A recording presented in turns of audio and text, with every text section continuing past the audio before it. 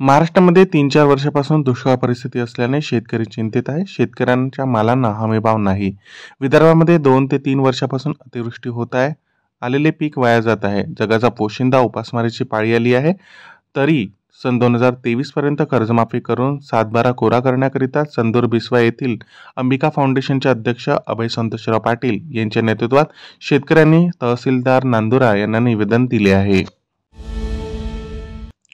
अर्धा पावसाळा उलटून गेला तरी बुलढाणा शहर व लगतच्या गावांना पाणीपुरवठा करणारे येळणगाव धरण केवळ 27% भरले आहे. धरण पूर्णपणे भरेपर्यंत नागरिकांनी पाण्याचा जपून वापर करावा असे आवाहन बुलढाणा नगरपालिकेचे मुख्याधिकारी गणेश पांडे यांनी केले आहे. पावसाळा सुरू होण्यापूर्वी येळगाव धरणात 19 ते 20% जलसाठा होता. पावसाळा सुरू झाल्यावर जून आणि जुलै महिन्यात धरणातील जलसाठ्यामध्ये केवळ 7 ते 8% वाढ झाली आहे. अर्धा पावसाळा बाकी असून लवकरच जोरदार पाऊस येऊन येळगाव मग बुलढाणाकरांची वर्षभराची चिंता मिटेल अशी अपेक्षा बुलढाणा नगरपालिका मुख्याधिकारी गणेश पांडे यांनी व्यक्त केली आहे.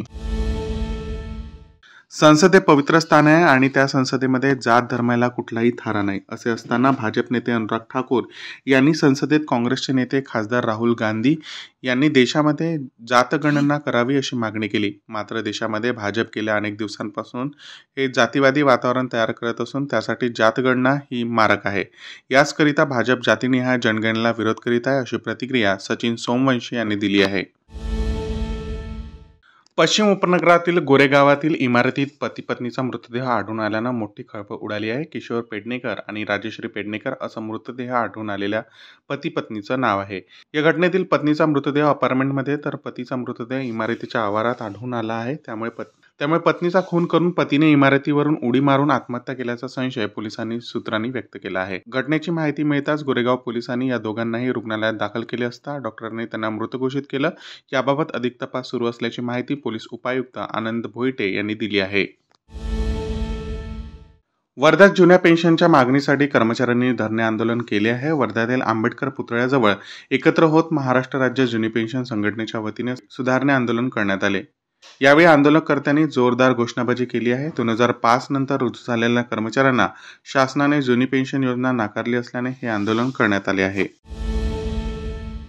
युवा सेनेच्या चंद्रपुरातील पदाधिकाऱ्याला पोलिसांनी अटक केली. त्याच्या घरातून 40 जिवंत काडतूस, तलवार, वाघनखं जप्त करण्यात आली आहे.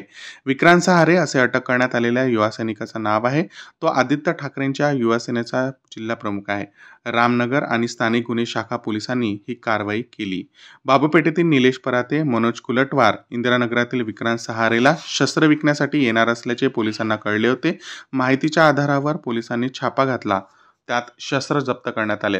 विक्रांत सहारे हे युवा सेनेचे उभाटा पक्षाचे जिल्हा प्रमुख आहेत. उरण येथील यशश्रीची निर्घुणपणे हत्या करण्यात आली. मुंबई येथील बजरंग दल कार्यकर्ता अरविंद वैश्यचाही काही लोकांकडून खून करण्यात आला.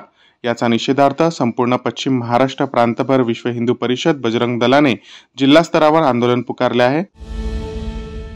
लोकसभा निवडणुकीत विरोधकांनी चुकीचा अपप्रचार करीत अपेक्षेपेक्षा जास्त जागा जिंकल्या, परंतु आता त्यांचा अपप्रचार मोडीत काढून प्रत्येक मतदारापर्यंत पोहोचा. आपला बूथ अधिक मजबूत करण्यासाठी आतापासूनच कामाला लागा असे आवाहन भाजपच्या नेत्यांनी पदाधिकाऱ्यांना केले आहे.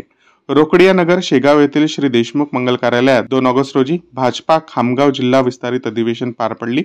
यावेळी उपस्थित सर्व भाजप नेत्यांनी सदर आवाहन केले आहे. बुलढाणा जिल्ह्यातील शेगाव तालुक्यातील नागझरी येथील कृष्णा कराळे हा 14 वर्षीय विद्यार्थ्याचे हत्याकांड संपूर्ण जिल्हा हादरणारे ठरले आहे. या हत्याकांडात आता नवनवीन खुलासे समोर येत आहे. मिळालेल्या माहितीनुसार कृष्णाच्या अंत्यविधीनंतर त्याच दिवशी सावटण्याचे कार्यक्रम उरकून घेण्यात आले. मात्र ज्या स्मशानातील जागेवर कृष्णाचा अंतिमसंस्कार पार पडले त्याच जागेवर दुसऱ्या दिवशी सर्व गावकऱ्यांना निंबू, बाहुले, धागे, दोरे, दारूची बाटली आणि पूजेचे साहित्य दिसून आले आणि कृष्णाच्या हत्येला गुप्तधनासाठी बळी दिल्याच्या चर्चेला आणखी बळ मिळाले. गावकऱ्यांनी लगेच याची माहिती शेगाव पोलिसांना दिली आणि आपली शंका व्यक्त केली. मात्र अद्यापही कृष्णाच्या हत्येमध्ये नरबळी, गुप्तधन असे काही निष्पन्न झाले नाही. Follow Use, OTIC News. Thanks for watching.